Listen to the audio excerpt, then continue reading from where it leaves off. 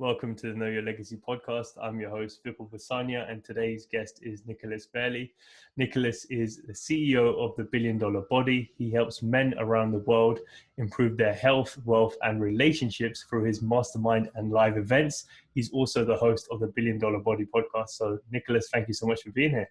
Hey, man, thank you so much for putting something like this on. Obviously, I have a podcast like you just talked about, and it's a platform to be able to communicate with people. So the people that are listening, we're going to have a great time today. My life changed negatively in one moment, and I'll probably talk about that a little bit. And then that means life can change positively in one moment as well. So I just want to say thank you to you, first off, for making a platform where people can have their life changed over and over and over again. Most definitely. It just takes one message or one comment for people, for the penny to drop and people to think, wow, I never thought of life that way. Like, I'm so glad I listened to this person. So that's what it's all about, sharing stories of inspiring people around the world and how we can all help each other, because everyone's at a different path on their journey, you know? So the first thing I want to ask you actually is, what's the story behind the Billion Dollar Body? Like, who came up with the name and who came up with the concept? Yeah. So just like anything else, even though things happen in one moment, there's so many things that happen to lead you to that moment. I kind of look at it like those games that used to play at the arcades where you'd put the coin in, the coin would drop, and like hopefully it would push the other coins off the edge, and it's consistently pushing. Every once in a while, you drop one coin and like a bunch of coins go over and you win a bunch of tickets. That's kind of how BDB was. I've had so many people say, Nicholas, you launched BDB in 2016 in October, and now you've been featured in Forbes. You guys have absolutely blown up. It seemed like things happened so quick for you. And I'm sitting there like, oh my goodness. The reason why is because I was a nobody the whole time before that. And there's a lot of things that ended up happening in my life that I'm sure happen in other people's lives as well, that I want to make sure that they are grabbing from their past. So listen to my past and then figure out what are the things in my past for the people that are listening that you can leverage for your future success. So for me, I feel like it all started way back in the day when I was 2 years old. I was the youngest kid in the world to start racing bicycles, and my dad taught me a valuable lesson through that, which was he never gave me any training wheels. So most bicycles, if you first start, you have a training wheels. I had no training wheels, meaning that he didn't ever give me a crutch that wasn't going to help me in the future. So I never allowed things into my life to use right now to help me that keeps me from failing that I won't use in the future, because no one who has a crutch will ever get stronger, ever. And so that was the first thing. But my parents ended up splitting up when I was 4, which led me to writing my first suicide letter when I was 7, struggling with depression, not feeling like super bad anxiety, leading into 3rd grade. And I wanted to be a professional motocross racer, was like my number one goal. And this willingness and wanting to be a professional motocross racer put so much pressure on me. I had such bad high anxiety that it ended up with me and my father getting into a conversation that basically that conversation led me to not speak to my dad for 4 years, where I lost my health, which we had talked about. I gained 60 pounds. I went into complete seclusion, struggled with lots of addiction, and also had tons of self-sabotage type of habits and routines that led me to not having a girlfriend for 7 years and being completely broke. So there's 3 main categories in every man's life that I discovered through that, and discovered through coaching over 600 men one-on-one today, that health, wealth, and relationships are the categories that every man deals with. And they're the only categories that men cannot outsource. Meaning you can't outsource your intimacy, and I don't know why you'd want to. You can't outsource what you put in your mouth and how you move. You can get the plans, but you have to do it. And then also with your wealth, there's nothing no one else is going to think of the idea and work it for you. You have to be the masterful plan maker. And I was struggling in every single one of those areas. And as I started gaining expertise, I lost 60 pounds, which gave me the confidence to reconnect with my father again. I started seeing the ROI of investing in myself and having value for myself. I attracted my ideal wife. So I had 2 of those 3 areas. I was married and fit. I was like so happy. I almost had it all. And as I went after wealth and as I went after a career to be able to stabilize a family, I started losing those other areas again. And I was like, it's impossible to have it all. It's impossible to have all 3. And we've shown over and over again through tens of thousands of men now that it's not impossible to have it all. But first, it all started with me failing. And just for the short side of it, I went into a health business first because that's where I had won first, right? I'm a big practitioner, and you don't teach what you haven't done or experienced. So I had never built a big business, and I had never been married for a long period of time. I had no right to speak in those areas, but I had overcome being 60 pounds overweight and kept it off for years and had a six pack the whole time. So I knew that I could speak in that area. Who do I want to speak to? I wanted to speak to businessmen. People think it's so romantic, but it's actually the fact that I wanted to learn how to build a business. And if I was going to spend that much time coaching someone in an area where they sucked, I wanted them to also give me some value in return in the area that I sucked, which was building the business. Not because I wasn't good at it or had potential, but because my results hadn't yet lined up with what I believed and what I knew. So throughout that, I built the 7-figure business. And that's where I was like, hey, I feel like now I can kind of open up that side of my life where I can start speaking in that area. And then when I crossed 5 years of marriage, which I'm almost at 7 now, that's where I started saying, hey, I think now I'm actually been married for 5 years. I feel like we've worked together every single day building these businesses. And that's what really built together this 3-dimensional businessman, how BDB was started.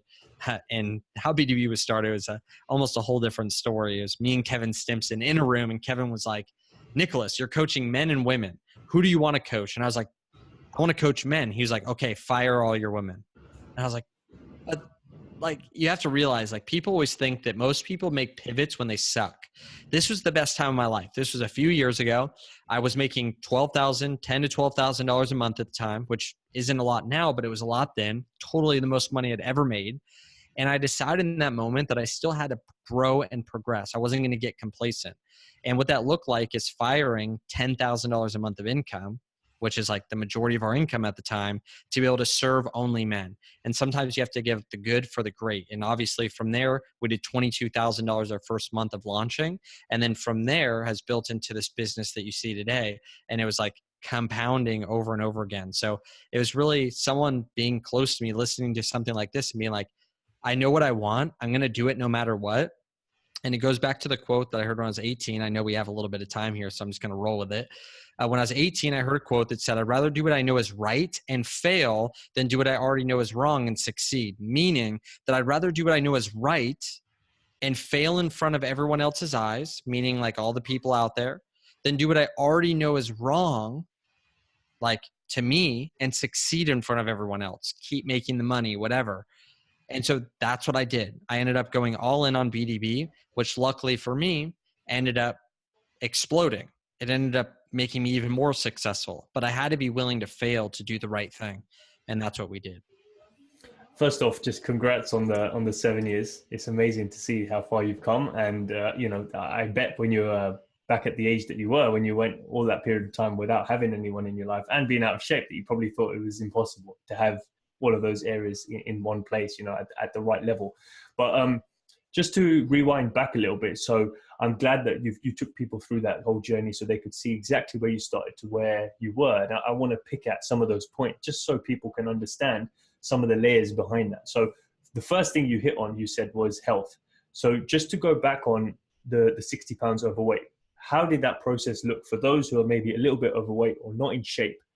What was the trigger for you to think, I want to get in shape and this is how I'm going to do it? Did you visualize? Did you write things down? Did you have pictures? What did you do? Yeah, it's such a common thing to do now that we have so much info and we have podcasts and all these things. I didn't have all that. I didn't have a Facebook ad like, hey, here's like my blueprint, download it for like a couple $100 or whatever. And so the first thing is looking at, are you a person that's motivated and doesn't know what to do? Or are you a person that knows what to do that doesn't feel like they have the motivation? Those are two different types of people that we deal with. And it's pretty like, it's awesome to be on either side because there's a solution to each one. I was someone that was always motivated, but I didn't really understand like what to do to be healthy and to get the results that I wanted. And so for me, what I first did was that I looked at someone who was already getting the results that I wanted. And it finally got to the point where I was like, okay, now it's time to make the change. Up to that point, I had never committed to anything. And so ask yourself, is this the time that I'm willing to make that change?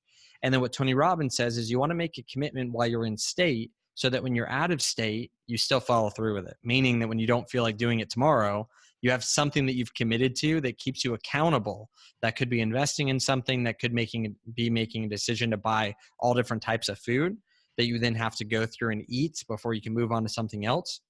So what I did is I saw a kid at my school that was a boxer that pulled out fruit. And I was like, bro, why are you eating fruit? And I was totally overweight. Like I'd been made fun of forever. Like The worst things that you could ever imagine, like that was me. I'd been living in a sweatshirt for like 2 years. Like I'd never been out of it, even 110-degree heat, like so self-conscious, like crazy. And so I asked him the question. He said, listen, my box trainer has me on a meal plan and has me to be able to perform it at the right capacity, right? To like perform at a high level. And then also to make weight. And I was like, huh, interesting. Like he has a simple plan. And I think it was a little bit of both, like the simple plan and realizing that it affects your performance, because I knew I always wanted to be a high achiever. And when I saw that it connected to performance, it gave me almost something bigger than just being fit. I was like, wow, this is bigger than the way I look. This also is going to affect how I perform in life. So I went home and I decided I was going to buy all those foods. So that was my commitment. After, like, that was like a switch that happened in my head where I was like, this is the end. I'm going to go do this thing. Now, the best part about it is when you commit and actually follow through, 2 weeks later, I had lost 11 pounds. It's not that hard to be excited at that point. It's hard to get things off the ground. But once you lose the weight, it's like if I told you to work really hard and then 2 weeks later you made 11 grand, like the first 2 weeks would have sucked because you wouldn't have seen any results. But when you get 11 grand in the mailbox, you're like, wow, I could keep doing this because there's a result coming because of it. And then there's the other side that knows what to do, but they just don't, or they don't have that motivation and excitement. And I think the biggest thing that they can do is start figuring out, like, what are the ways that I can commit and follow through and use discipline until I see a result. I got to figure out again, what do I want? So I write down, what do I want now? I didn't do this back in the day. It was all like freaking winged from the hip. But now I'd write down, what do I want? What's like the actual goal that you have? Why do you want it? And I want you to stress on this as hard as possible. Like until you really nail down, like what are the whys that really matter? Like what's the reason? So an example would be like, I want to wake up early. And I'm like, cool. A lot of people do, and they don't follow through on it. So why do you want to wake up early? And people say like, I can get everything done that I want to get done. I'll finally go to the gym. Like almost everything in their life just sits on waking up early. And I'm like, dude, can you imagine like what life would be like if that happened? And then you go to the third portion, which is how. And you want to try to figure out what's the way that I can get all three of those to line up. Because if I were to ask you even, hey, do you want to be a billionaire? You'd go, sure, of course. Why not? Like, there's no reason not to. I go, why? And you could be like, dude, I couldn't imagine what life would be like as a billionaire. And I'd be like, okay, well, how is you need to work every single day, like 100% all out for 18 hours a day to get there. And you're like, oh, well, you know, I'd rather like maybe be like 100 millionaire and like work like 10 hours a day. Like, you know what I mean? So you want to make sure that all of them are balanced. A lot of people have a high expectation. They want to be a bodybuilder with a perfect relationship, a perfect father, and a billionaire. And then what ends up happening is that they end up having such high expectations without putting in the actual work to get there. I'd rather be realistic on exactly what you want, why you want it, and how you're going to get it. And that the way that we're managing our expectation and the way that, hey, if I'm building a business right now and I'm trying to improve my family and I can only go to the gym for 30 minutes a day, my number one goal in life isn't going to be the biggest Arnold Schwarzenegger in the world because it just doesn't make any physical sense. I'm not saying don't dream. I'm saying understand that actions create results. And so if we're expecting crappy actions to produce high results, we're always going to be super unhappy.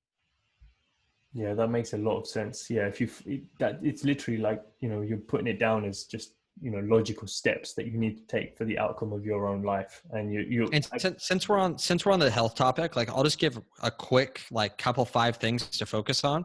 Go for So it. there's 5 things that you really need to, like, if you want to see health results, you're going to want to focus on. I know I made it sound a little bit like difficult, but check how easy this is.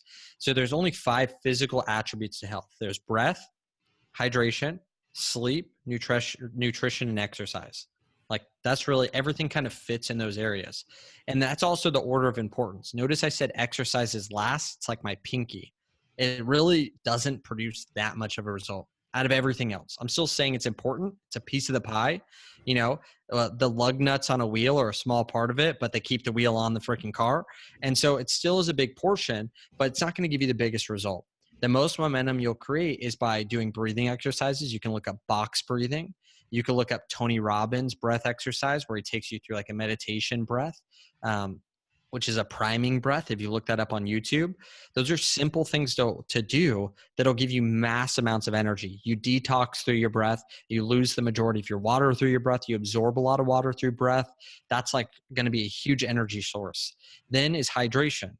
I just say drink like 20 to 30 ounces right when you wake up before you do anything, and then 8 ounces of water every hour that you're awake. Like, how much easier is that than going to the gym? Like, believe me, breath, hydration, sleep, and nutrition are all things you do every day already. We just need to do them with the right things. It doesn't take any more time. It just takes different like way of doing it and different materials while you do it. And so then sleep, obviously good quality sleep, and then food. Think of food as fuel. Like, start removing as much junk as possible first, and don't worry so much about, am I eating perfect? That's what I did. I was able to lose 60 pounds eating complete junk with different portion sizes, making different decisions. And what happens is, as you get those results, you end up going a little bit deeper, right? Rather than trying to be perfect right off the bat. Yeah, so many people try to go from one extreme to the other without warming themselves up, and it's just a shock to the brain because you haven't trained, I guess, those neural pathways to work in that way or learn in that way, and so it becomes difficult, and people drop off because they get unmotivated that they haven't done it for a day. And Yeah, some can do it, but others can't. You know, if you want to run like 50 miles a day, like an Olympic runner, I used to have a friend that ran for in the Olympics, and he would do like 21 miles a day or something, like just nonchalant. And you can follow his workout regimen. You're just going to fail really, really hard. And there's a very small chance that you'll continue doing it rather than just starting and being consistent. And I found more than anything, consistency has been the biggest piece of success in the business, more than any type of like hardcore work. Mm-hmm.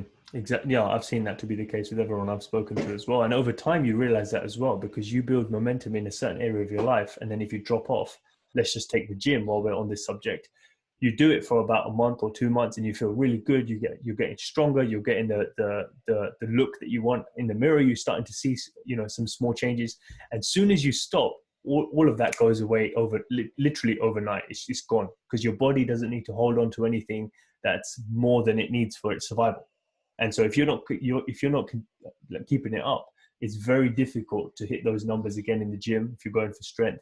Very difficult to start eating healthy again if you've had one chocolate bar here, a cake there. Like you start to become very lazy, and so it's hard to build. Let me ask you this question real quick. What's the longest you've ever driven, like in a day, or like what's the longest distance you've ever gone on a drive before, like a road trip? About 150 miles. Dang, bro. In California, that wouldn't get you anywhere. So check this out. I used to drive from Redding, California to San Diego in one day, which is like 650 miles. Wow. Like 10 hours straight, right? And one crazy thing that I realized that's exactly what you're talking about is that I would be driving and I'd be on like 75 miles an hour cruise control and people would blast past me going 85, 90 miles an hour. But these guys consistently had to use the restroom, had to go stop off for gas, whatever. And all of a sudden I realized that these guys were blasting past me, going way harder and faster than me. But then they'd always get off at an exit to go use the restroom or whatever. And my consistency of just cruise controlling down the freeway, stopping less than them, made me actually get to San Diego quicker, even though they were blasting past me over and over again. They would just barely get ahead of me and then they'd stop. And then they would take that whole time of harder work and effort and going so much quicker to only catch back up to me. It's the same thing about the tortoise and the hare. The tortoise just keeps going forward. The hare keeps getting distracted, keeps stopping, keeps looking. Even though it goes quicker, it ends up getting there in the same or less quick than the actual tortoise. I love that analogy because so many people can probably relate to that who drive or travel a lot. So in your story then, just before we move on, why were you so desperate to come out of the being 60 pounds overweight? Because obviously there was some point of view in your brain mentally, you were okay with it. That's why you ended up being 60 pounds overweight. So what was that trigger? What was that thing that made you think, I need to get out of this, otherwise my life's not moving forward? Yeah, it's tough. People have to be in the moment to understand what it feels like to, feel depression, feel like you're not worth anything, feel like you have no vision, feel like you have no purpose, to then living in that for a certain amount of time until you feel so deep in it that there's nothing you can do. Like everything at that point is a reaction, meaning like I have a lens over me and I'm making decisions to hang out with people. I'm making decisions not to hang out with people, all based on my own insecurities, which is hurting people's feelings. Like it's a long rabbit trail, whether you're struggling with this in your relationship, struggling with in your health, or even in your business or just personal stuff. And so the big thing for me that scared me was the projection of my life. I started thinking like, what is my life going to continue being like if I stay right here? And that was such a big fear for me. And I was just looking for something that would get me out of that rut. And luckily for me, that their opportunities will come. They always say, when the student's ready, the teacher will come. But I also think that as the person gets ready, opportunities come. And those opportunities, we then in those moments have a chance to make a decision to go up and forward through that type of pressure and noise, or we have a chance to repeat this cycle over and over again. So for me, I think it was just projecting out and realizing, man, if I keep doing this, what is life going to be like in the future? And is this the life that I know I was born to have? And that just scared the crap out of me. So as I lost 12 pounds, I ended up going out there and getting my driver's license, which I tried to push off forever. Never ended up getting my driver's license for a long time. And then I reconnected with my father because I started feeling better about myself and realized that me not connecting with my father was more to do with me and less with him, because I was just so embarrassed. And I knew he saw so much potential in me that I was so ashamed of what I had been doing. And I know so many people go through this as well. So the projection's big. I always say people are either motivated, men that we work with are motivated to run away from problems or motivated to run towards their goals.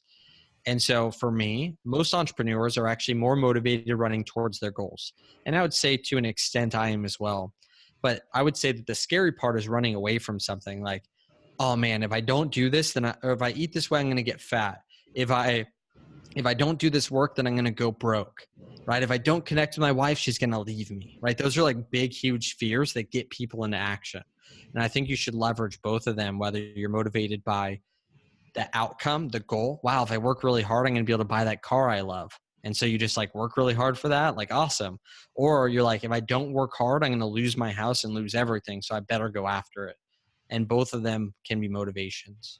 I love that you touched on that point, because the whole projection thing is the whole concept of this podcast. Know your legacy. That's why it's called that. Like, figure out what it is, that end goal or that end vision for your life, and in every area that's important to you. And then it dictates how you act today, the decisions that you make, the way that you think, like who you hang around with, what you eat, all of that comes into play because you have that vision for yourself. And that vision at the end is all that matters, because once you're living it, whatever age it is, 80, 90, 100, you can't change it at that point. And so it's thinking about putting yourself in that place of, will I regret it, or will I be rejoicing that I lived the life of full of adventure, exploration, whatever it is. So, I love that you touched on that, and that's what drove you, because you're a living example of making that happen right now. So I love that you even said that, because we actually have a 30-day challenge that we do January 1st. It's called bdbchallenge.com. And the first part of it is actually figuring out what is their mission and vision that's bigger than a product or service. It's not a product. It's like, what is that bigger vision? Because exactly what you said is exactly, negatively projecting got me out of a rut, got me out of doing negative things, but it didn't necessarily get me on the right path. It didn't give me confidence. Positively projecting into the future is what gave me confidence. Why? Because just because it hasn't happened yet doesn't mean it's not done. Meaning that time is something that's been created, right? It's one thing to know time based on today and the past, but you can also know time based on the future. Meaning that I know where I'm going to be in 20 years. I don't know exactly what I'll have, but I know that I'll be accomplished. I know that I'll have a family, like all these different things. And I can actually grab the confidence out of the future that I'm going to have and bring it into today, because it just hasn't happened today yet, but it's already happened to me right here, because it always starts in your mind before it's created in your external environment. And so that right there has been the biggest motivator, allows me to come on a podcast like this. And I would say, show me someone who can come on with more conviction and confidence in what he believes. And it's not because of where I'm at today. It's not based on what I've done in the past. It's based on where I'm going in the future. And before I jump on a show, I think of that Nicholas in the future. I say, cool, let's trade spaces. I'll be you here and I'll throw me out there and I'll switch places with me 20 years from now. And how would he speak? How would he show up? How would he serve? What type of abundance would he walk in, having way more than enough for everything? And if I do that, it'll create the environment around me today to create the life that I'm looking to create, because it'll first start with doing it now and then doing it in the future. And we help people do that at BDB Challenge, like 30 days. I'm like, how do you become a three-dimensional businessman, and how do you increase your impact, influence, and income in 30 days and like go after it? Like, that's exactly what we do. So I'm all about it. Yeah, I love that. So I love that the little bit that you added about swapping places. That's a really good way to think about it. And I guess a mental exercise you can play with yourself daily when you wake up It's and scary, just think, right, man. it is, yeah, most definitely. Because you see that person and they've got everything, and then it's like, well, I need to be that guy today. And then everything has to level up automatically in your life. So Yeah, you're like, oh man, if I got this speaking engagement, how would he show up? And you're like, man, he'd show up so confident because he already knows his stuff, because he's been doing this for a long time, and like he has all these accolades. And then you're like, oh, I'm going to make this investment in myself. What would he do?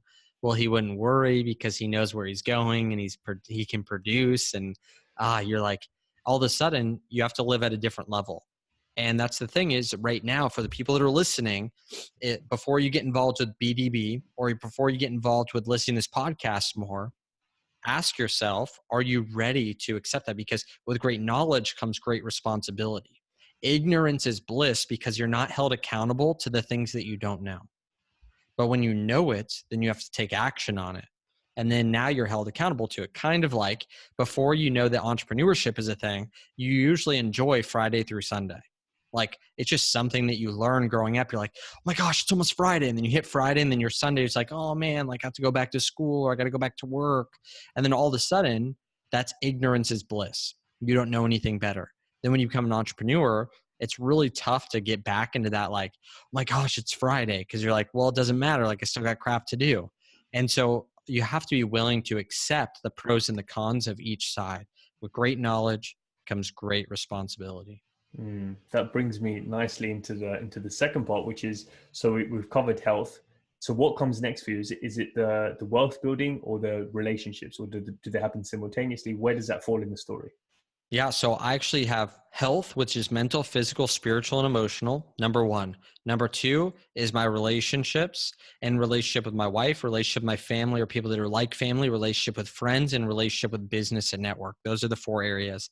And I actually have an assessment that I don't even think it might be live right now. It's nicholasbayerle.com/quiz.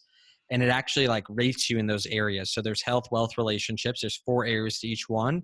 And you kind of click little buttons and you come out with a score of where you're at in this 3-dimensional businessman, and anyone can take it. And so my next is my relationship. And again, this comes down to order of importance. It doesn't come down to time spent, because if not, like sleep and work would be like our top 2 things. And that's not all we're about. So it's called when push comes to shove, what has the highest importance? And so my relationship with my wife is my highest importance relationships, because I believe that in the health side is my relationship with myself, not, in my actual relationships. And so that's where we have the relationship category that usually has big struggles for people. My biggest one was with my family. Through being so far disconnected from them and stuff, I realized through taking this assessment that I struggled with my relationship connections inside of my family. But that's the next one. Oh, nice, sounds good. So you mentioned earlier at the start as well, that I think you attracted your now wife back then when you first met her. So how did that process work for those who are looking for partners, whether they're male or female? Like, what was the process that worked specifically for you? Yeah, so the bait is such a big deal. Being yourself is such a big deal. Putting yourself out there extravagantly is such a big deal. Like, if I look at now how people act, I don't even know if my wife could have done this back in the day. So we both went to an event. So first off, putting ourselves out there, investing in ourselves. She was 17 or 16 at the time, just turned 17, and I was 18 at the time. We went to an event in Kansas City with 30,000 other kids, and I accidentally hit her in the back of the head with a piece of paper. Random. That was the only time we talked. We hadn't talked since then. Then we ended up getting into a Facebook group, God bless Facebook, and we both got accepted into the same school, which was a ministry school actually for going out there and serving the poor all over the world. And inside this Facebook group, all the kids started connecting before school started. And my wife now, who didn't know at all at the time. She posted a Ferrari jet inside of the Facebook group and said, if I'm going to go serve the poor, I want to do it like this. I want God to get me a jet if I'm going to go serve the poor. And like all of a sudden that automatically attracted someone like me who was a big thinker, who wanted to like grow and do huge things. That was the correct bait to get me interested, because I thought like, who thinks that big? This is so interesting to me. Whereas some people would judge it. Imagine if she was like, oh, what if everyone judges me? You know, instead I'll put like a rink-a-dink plane that doesn't describe who I am. And then she would have attracted a bunch of other dudes because I wouldn't have been that guy. So I messaged her, was like, hey, like, this is so cool that you think that big, you know, all that type of stuff. We started like just having conversations. We started doing Skype, which at the time I didn't even have a video camera. This is like 2010. And we just started like just talking back and forth, not for relationship like style things, nothing like that. Just common things of interest, like actually building a friendship and a relationship based on common interests, where we're going in life, that led us to then dating and wanting to get married like right away. And so we literally knew we were going to get married before we started dating. We were that like committed and serious and knew what we wanted. But it all started with those common things that I think are so important and something that isn't really looked at today. One of the biggest ones being like, where are you going? You know, I was in a relationship course before we got married. We've been investing in ourselves forever, but this course had everyone who was engaged. So think about this. 50% of the people in that course got broken up, and they were already engaged because they realized that what they both wanted out of life was different. They wanted different amounts of kids. One wanted to travel, one didn't. And before they went down that rabbit hole, that course revealed in them that they were completely different and it'd probably be better not to go on. 30% of those people waited longer to get married, and 20% went on to get married. Luckily, Amanda and I were one of the 20%. But it just shows that you want to be clear on exactly what do you want out of life? What does she want out of life? What does he want out of life? Where are you guys looking to go as a foundation? And are you guys truly, because like after a while, you can look super cute and super hot and be attracted, but also what's underneath that? Who is the person underneath it? And do you truly enjoy that person? Can you truly trust that person? So I highly recommend like getting to know each other on a deep level before getting intimate. And this is what I mean by this. This is what we teach. You want your intimacy level to be below your commitment level. Meaning, don't go into physical intimacy starting like, this could be hanging out alone. This could be holding hands, hugging, kissing, having sex. Like it could be anything. But those are different levels of intimacy. You always want your commitment level to be higher than your level of intimacy. And that gap will always build trust with a woman. Now, when our intimacy level is above our commitment level, this is all distrust. This is where you get dysfunctional relationships, meaning like a one-night stand is not going to produce a great relationship because the commitment level for the guy is so low and the intimacy level so high that all of this is distrust. This is only for people that want a long-lasting, less hassle relationship that doesn't want to go through tons of problems and chicks and all this stuff. That's just the ingredient that we use, because then all of a sudden, if you never get to a high commitment, you're also not getting to a high intimacy, which will give you more urgency to want to actually meet the right girl. But also it's not getting you too far down a rabbit trail where there's too many emotions, too many breakups, too many different chicks that like are connected to you and all this different stuff. And again, this is for someone who wants to have a long relationship. I want to win the world record for the longest marriage ever on the planet. I think I have to be married till like Amanda's 108 or something like that. You've got to be healthy for that too. So it makes sense. You're heading in the right direction. Yes, sir. So I mean, who knows? yeah, no, most definitely. So that's key, because I didn't realize that until recently, like until I actually took the time to think about, relationships. he's like recently, like 30 seconds ago. He's like, dang yeah, it. yeah. In this episode. No, but it makes so much sense when you look past, because in school and, in high school, college, we're always looking at the surface level, and that's what's portrayed in the media and things of that nature. Like that's what your friends do. That's what you do, until you actually realize you want more out of life. And then you think, actually, does my partner want more out of life? Because then that's when a lot of stories of entrepreneurs, frankly, they talk about the ex-girlfriends and not staying with them because of the fact that they weren't heading in the right direction. So they had to cut it off because they didn't want the same lifestyle. So would you say that's number one? Like the vision has to be the same or similar? Yeah. So I don't think it necessarily has to be the same. You guys both have to be able to commit to a vision, because Okay. ultimately, like, it's going to take submission of visions on both sides. And so I wouldn't say that it's necessarily they have to be the same. I think that a man first has to have a vision. So here's what we believe. I believe that a man has to have a vision for the house, because without vision, a man will die. A man will perish, become depressed, all those different things. So that's why when he's working in a job that he doesn't like and he doesn't know where his life's going to go outside of that, he becomes depressed because he doesn't have a new vision. Then the woman feels uncomfortable because then she has to come up with the vision for the relationship. And then she feels all masculine and feeling like she's taking on all this burden, because then she has to dream big because the man isn't. So the goal is for the man to dream big, the woman to dream big as well, come together and figure out, like, are we okay coming together, and do we have like a like-minded vision for more so what we want out of life? Like, what's our foundations? And then from there, are we willing to curve that vision? So many people, they go into a relationship, two strong visions that are similar. They both want to be entrepreneurs, they both want to be influencers, and they keep them separate. And for me, I believe a marriage and a good relationship is two people coming together. And what we call a power couple is two people coming together using their skills, talents, and abilities towards one common vision, where they've literally built one together. That I believe that only happens inside of marriage. I don't think you have to like go into a dating relationship and be like, well, are you guys ready to submit your visions or anything like that? There's different phases of relationship. But I definitely think that you having that as a man or as a woman is what's needed at the beginning, or else you'll never ever attract the right person. Like, that vision has to be clear for you, because it was Amanda's vision that was clear for her that then attracted me. And it was my vision that was clear to me that then attracted me to her, because I knew what I wanted. And we saw that in each other. So that's where it's more important. That makes a lot of sense. And I appreciate you sharing that, because it's going to help so many people that are listening just to get that clarity on why their relationship isn't working, or why they're still, they haven't found the right partner. So just to move on to the final piece of the puzzle, I guess, being the three-dimensional man in the modern day, is the health piece. The wealth piece. So My favorite, man. I love this part. Yeah. So with BDB, how was that born?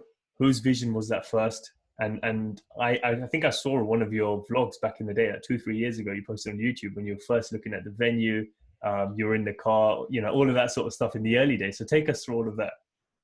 Yeah. So the wealth side is something I've always loved. I look at wealth as a man. One, it's an obligation as a man. It doesn't matter if it's a lot or a little. Like, it just is a piece of life. That money is mentioned more times in the Bible than love.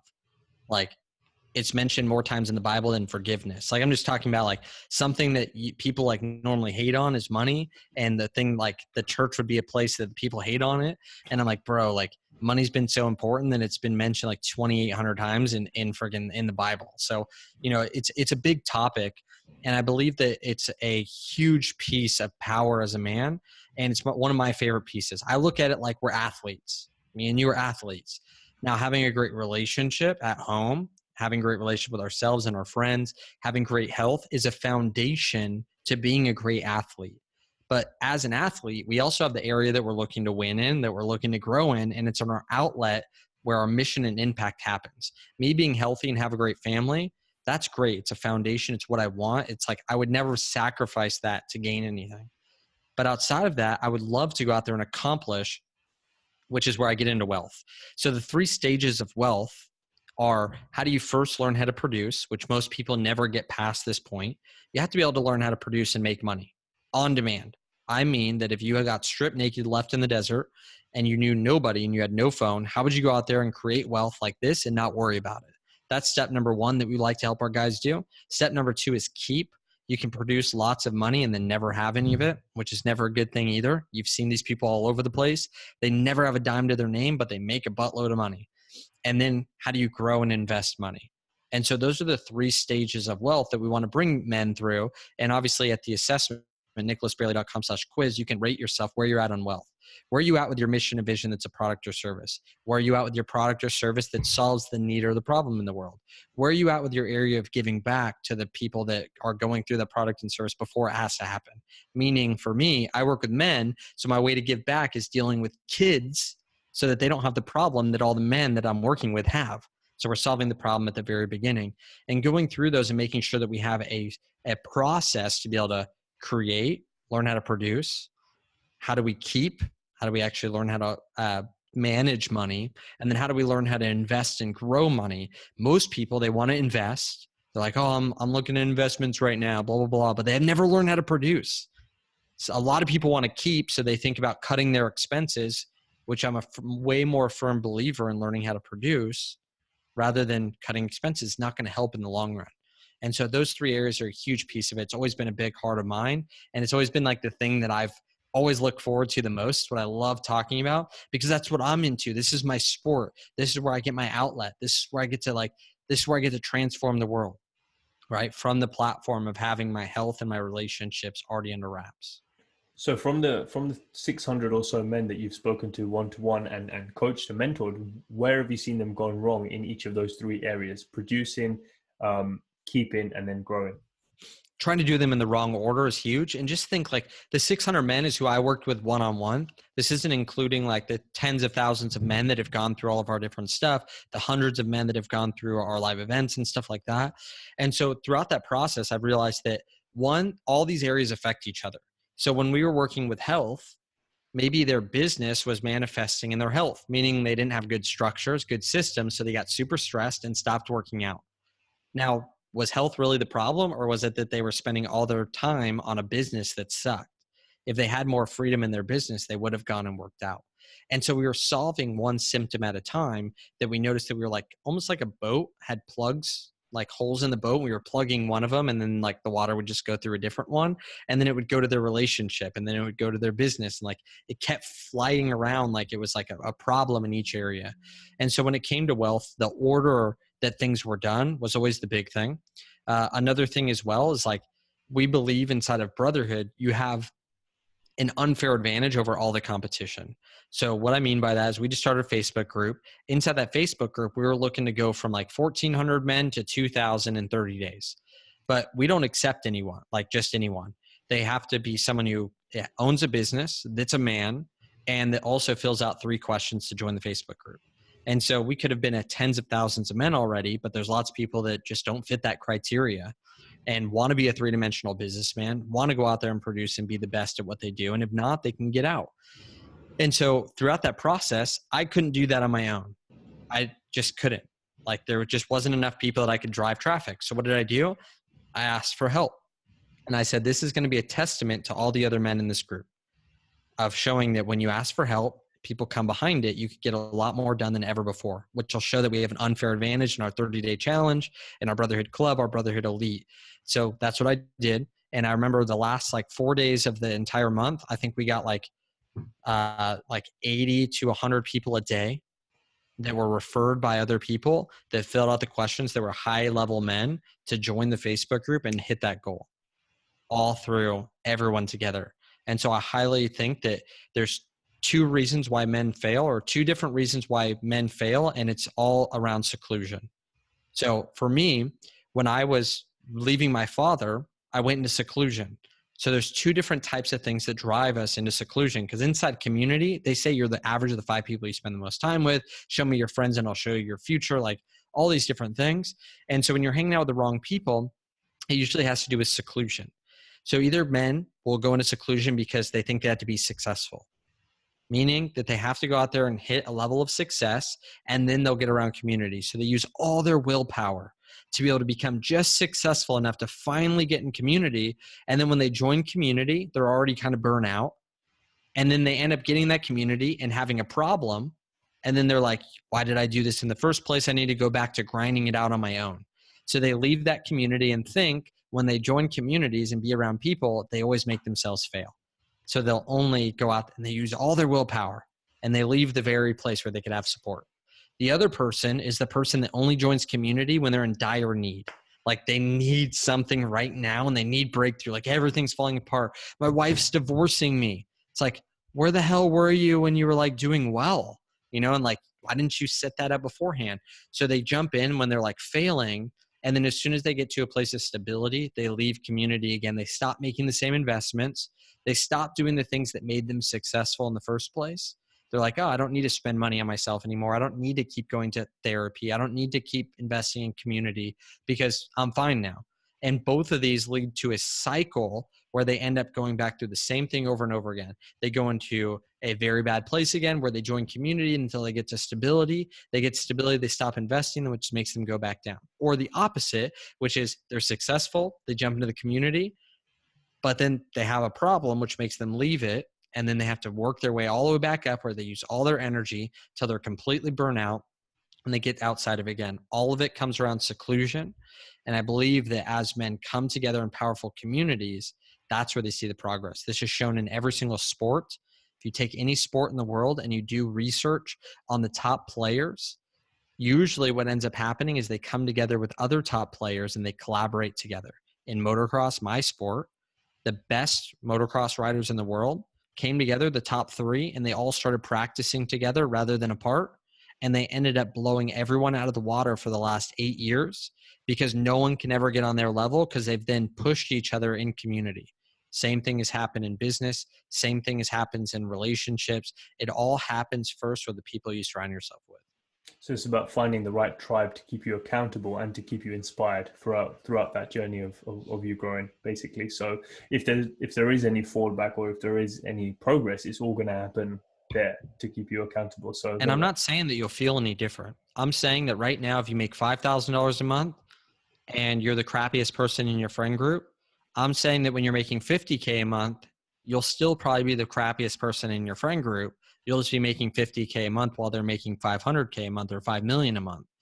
And so I'm not saying it'll feel any different or be any different, but already realize that if you right now make $2,000 a month, you're already surrounding yourself with a certain type of people. You already have an expectation for something that is what someone else dreams for.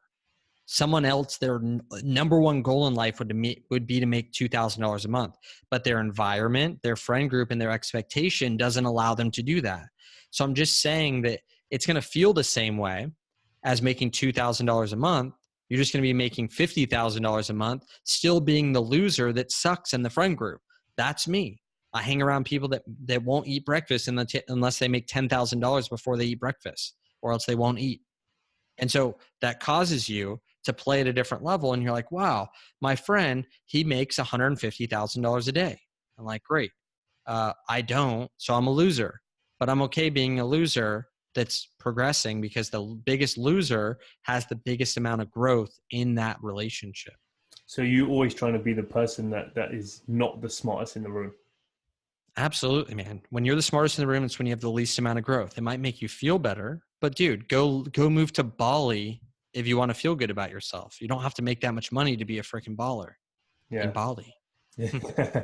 No, I love that. So just before, real quick, we get into the final few questions, there's two more things I want to quickly touch on for those who are listening. The first thing I think you said, which I believe is the most important, is being able to produce. Can you give some examples of how you've done that in your life, or some examples of how some of the men in your group may have done it, so people have an idea of sorts of the trail of thinking they need to start? Absolutely. So even in production, you can really bring it down to how do I produce a result? How do I keep a result? And how do I grow a result? So when I look at like the lottery, let's say, people win the lottery and on average go broke in 4 years, wishing they never won it in the first place because it makes their life worse. So it just shows that people right now that want to produce, but also wouldn't mind a big handout, like getting a big, easy contract, realize that it's actually going to be more detrimental to you to get results that you didn't actually learn how to reproduce, because then you get a result that you don't know how to create. You get a result that you don't know how to maintain, which means that they see their money dwindling away, which feels uncomfortable.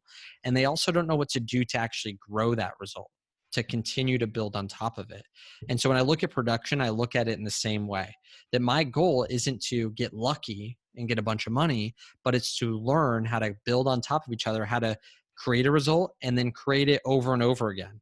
How do I then maintain the result, learn how to make sure that I keep it going? And then how do I learn how to continually scale it where it's producing more?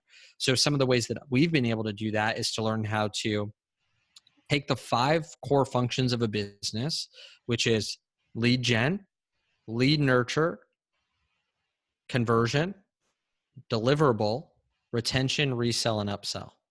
So I look at these 5 different areas of our business, and there's many more places, but these are the places that we look at when it comes to production. I look at right now, some people are going, man, I suck at closing. Well, actually, you need to make sure that you're looking at your lead gen and lead nurture first, because your conversion might be pretty good, which is where you're closing, where they're making a decision, but you just don't have enough people that are qualified and know who you are. So I look at these different areas and I try to make a duplicatable process where I can gain 100% confidence in being able to go out there and produce a certain level of income. And what this does is it gives you full freedom, meaning that you could be left in the middle of nowhere and know that you can go out there and produce income, like creating money out of nowhere. Like with the skill sets that we've now created and that we teach the men in BDB, our goal is to then transfer what I know and what I've been able to do to their skills, talents, and abilities, because they're different than mine, to be able to have them figure out, how do I go out there and produce a result, keep a result, and grow a result in production? Meaning I know no matter what economy, no matter what's going on, how to go out there and create money. So money will always follow value, a simple way to put it. And value would be solving more problems for more people. Either bigger problems, right? If I were to solve a small problem for you, it might be worth $10. If I were to solve a big problem for you, it might be worth 100,000.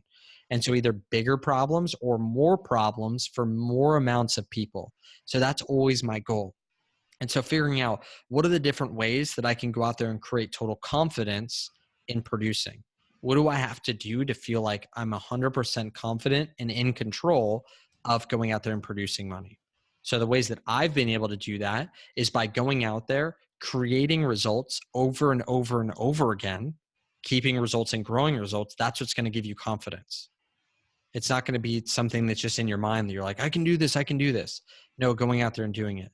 So when I go out there and speak over and over and over again, and I can create tens of thousands or hundreds of thousands of dollars every time I do it, I now know that if I can get people into a room that have a problem that needs to be solved, I can produce on demand any day of the week, because I've done it over and over and over and over again and built my confidence around production. I love that. Yeah. And it goes hand in hand with something that I love that Ed Milet said, actually, which was his confidence, at least his definition of it, is keeping the promises that you doing the things that you said you were going to do to yourself. So it's your own reputation with yourself, not what someone else thinks of you. So if you say you're going to do a certain thing, whether it's the smallest or the biggest of things, if you do it, that's when the momentum of confidence starts to build up, because then you think, I am good, I am worth it, I do deserve it, because you're doing all the things that you said you were going to do. And so obviously it's panned out really well for you. So I hope that people that are listening put that into practice with their lives as well. And it starts off with something as small as saying, I'm going to wake up 30 minutes earlier. You do that, your day gets set up for a win, because you've woken up with a winning mindset already. So I love that. Yeah, I think what you're even referring to is trust as well. Trust, people buy from you because they know, they like, and they trust you. Yeah. And so the thing is, though, is that when we say we're going to do something for ourselves and we don't do it, that's breaking trust with ourselves. And we can only expect people to trust us as much as we trust ourselves. And so building trust with ourselves will also build trust with others. And the only way to do that is to follow through on what we said we're going to do to ourselves, which is usually harder than other people. We got on this podcast at the right time because I committed to you that I was going to be there. But if I said I was going to go to the gym at this time, would I have done it with no accountability? And that the answer should be even more so, but it's not usually like that, because I shouldn't want to let myself down. I should want to let you down more than let myself down, because ultimately I want to keep that trust with myself. And so even for the people listening right now, we have a free Facebook group, the $1 Billion Brotherhood, and just say that I sent them if they're a man. And just imagine what life would be like if you knew how to produce. And my dad taught me this from a very young age. I was super blessed in this area. My father taught me at, I think, 9 or 10 years old. He said, Nicholas, he owned a business, and he said, if I lost everything, all I would need is a weed whacker and a lawnmower, and I'd always be fine. I would never need to go get a job. And I was like, really? Why? And he was like, there's always jobs to be had. There's people that have grass that needs to be cut and taken care of, and I can go out there and hustle and create money like this. And so at that age, I went out there and created a business as well, saved up a few $1,000s and could buy anything that I wanted at that age. And it showed me that I could go door to door, solve a problem and more problems for more people, and create money on demand. And imagine never having to worry about how do I go out there and create money. Exactly. That's the number one issue that most people are thinking about these days. So it makes a lot of sense. Yeah. No, exactly. And just to get into just before I get into the last few questions, the last thing I wanted to ask was if you've got any memorable stories that you can share of men that have come in that stand out to you, that have had a transformative experience and are now on a completely different path in their lives because of the fact that they've implemented these things.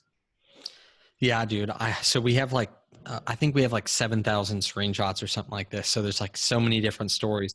And I just did a 30-day challenge that just concluded. Like I said, the next one's January 1st. And the ridiculous amount of testimonies that we have from that are just crazy. Like we had a guy who implementing the 3-dimensional businessman and just his health lost 25 pounds in 30 days. Wow. I'm not talking about guys that have lost hundreds over years, which we've had all that kind of stuff, but just what can happen in such a short amount of time. So imagine January 1st, if someone's listening and they need help in their health, getting around men, getting around a movement where you feel internally motivated and go out there. And this guy lost 25 pounds in just 30 days. Relationship wise, we had a friend, Douglas James, who had a great business, was struggling in some of his health and relationship areas, was too scared to be able to propose to his then girlfriend, and wasn't sure if his relationship would keep on going. After joining the Brotherhood, it gave him massive confidence where he started investing in his health again. He actually started playing at a different level inside of his business and went from a few $100,000 in that year to 2 million, which isn't even the best part. He ended up being so radically impacted by the relationship side that he went out there, proposed to his then girlfriend, that then got engaged, was so impacted by BDB that I actually was a member of his wedding, which I don't know many businesses that it impacted someone where they asked for me to be in the wedding, to them now being married, living in downtown on the 28th floor, I believe, and for, overlooking Petco Park, which is our baseball field downtown. And so just seeing that transformation happen inside of a relationship. And same with business, with that same person going from a couple $100,000 a year to $2 million. We've had guys that, jump into the community and maybe they invest $1,000 to become of our Brotherhood club or something. And then just through the men that they meet and the referrals that they get, on the low end, going and getting referred $4,000 worth of business. And it's where can you get a 400% ROI anywhere else with an investment?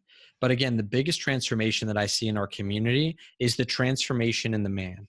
The results are great. The millions of dollars, the 15,000 pounds that the community's lost, and it's probably a lot more now.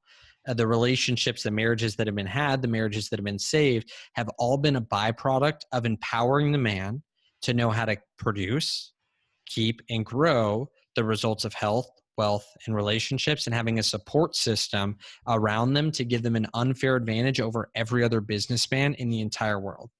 And I feel bad to give people FOMO like that. But what are you going to do when we have, 2,000 right now, members of our community? But what's going to happen when there's 10,000, 100,000 men that are all powerful, that are all up-leveling, that are all supporting each other in their business? Imagine if I started a new business and I asked my 100,000 businessmen to leave me a Yelp review. Would anyone really stand a chance? Yeah, that's it. You put it that way. Put it that way, everyone's crushed. So no, I appreciate you taking the time to share that. So let me just get into the final few questions then. With everything that you've learned now, the experience and the journey you've been on, is there anything different you'd say or advise the 18-year-old Nicholas and to those who are that age at the moment? Yeah, I love that question. And what I would tell Nicholas, my 18-year-old self, is nothing. And I think it's a valuable lesson for everyone to learn, because the only reason I'm at where I'm at today and things are the way that they're at is because of the problems that I overcame. Is the number one thing that shifted me. Rather than trying to run away from problems by trying to figure it out and whatever, I ran through them. That was number one. For someone else who is 18, the number one thing that I would say is that you want to focus on three main areas, which is that vision, like you talked about. What's the life that you want to create? And the number one way that I look at that is, how do you gain mentors first that are already living a life that you like? Because first you learn how to play someone else's music before you learn how to play your own. Like any instrument you play, you always learn someone else's music. Then once you get good, then you kind of play your own music. So go look for mentors that are already seeing results in the area that you're like, oh, they have a great relationship, they have a great business, they have great health.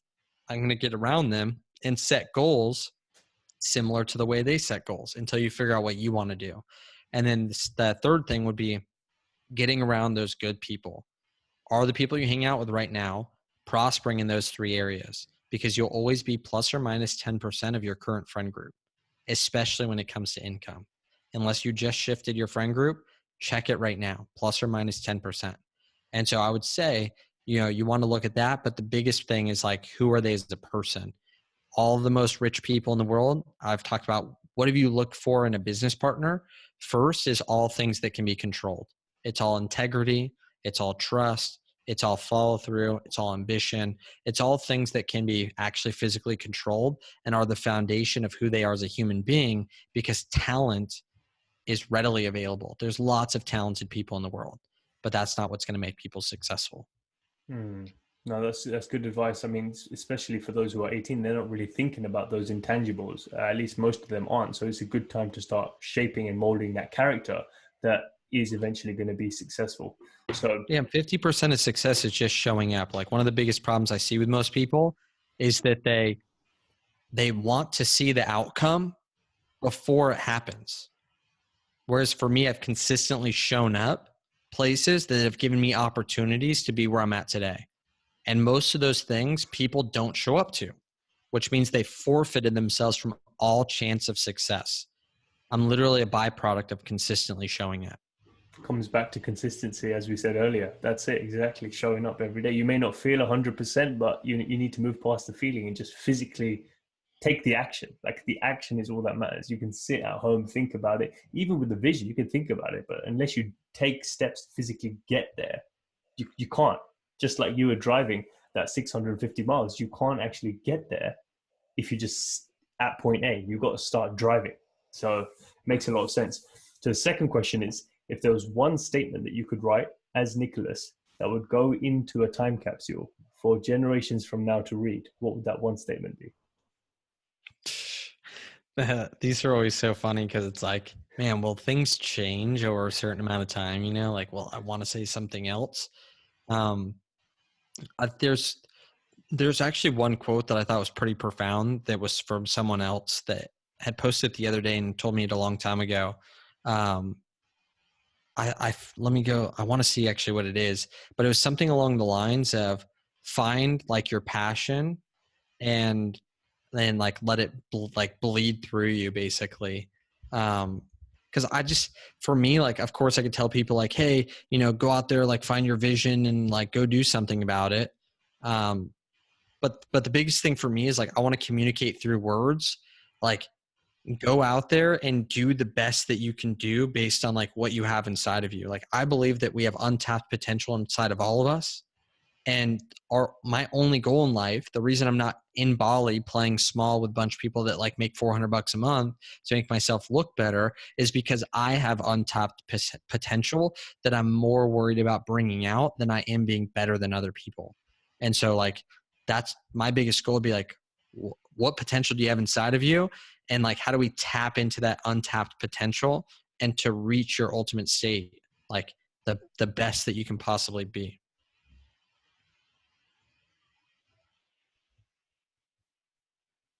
Does that make sense? Yeah, that makes a lot of sense. Yeah, so I'm just waiting for that quote to drop. Here, let me like, just give me a sec then. Yeah, no You can worries. edit.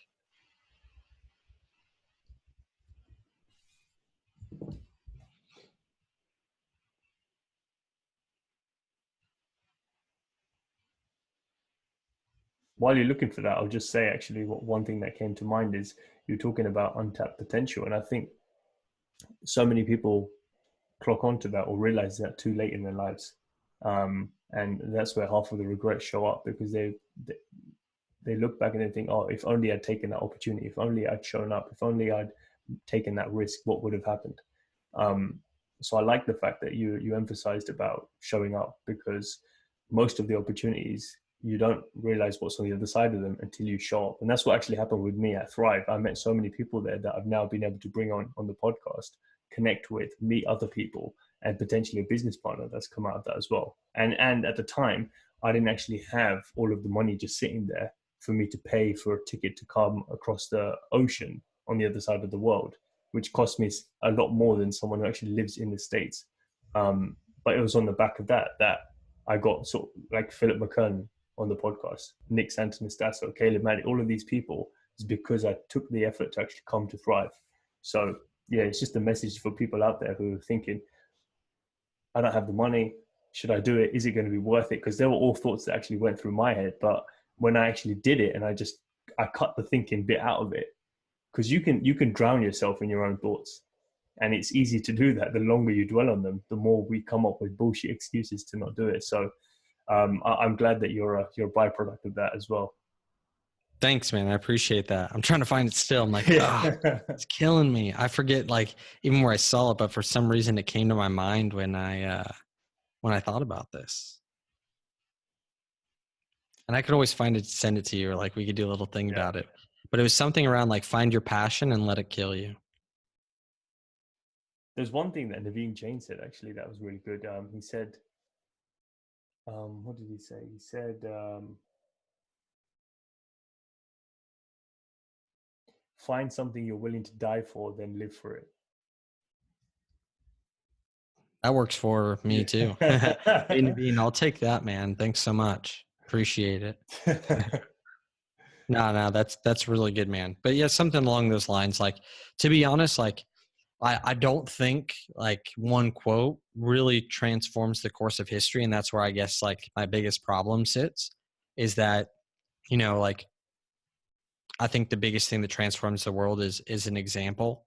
And so living life by example is what I think transforms lives, that we learn not just through our neural networks, but our social networks.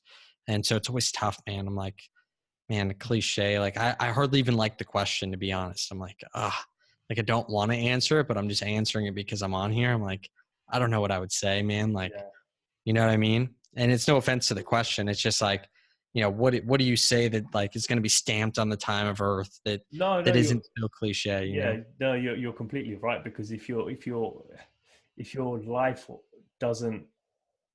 Oh, that is the quote actually. Find what you love and let it kill you. Yeah, exactly. So just that was the quote that I was looking for.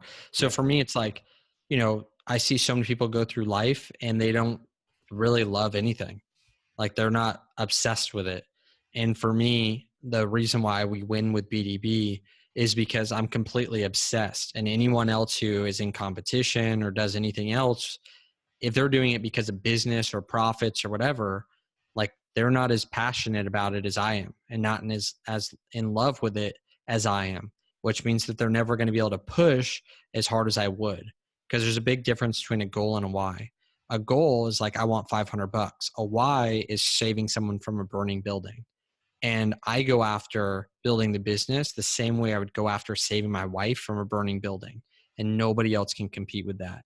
So find that thing in your life that gives you that why, that is like going into a burning building for someone that you love, and do that. And that's what I think that quote, like find your passion and let it kill you.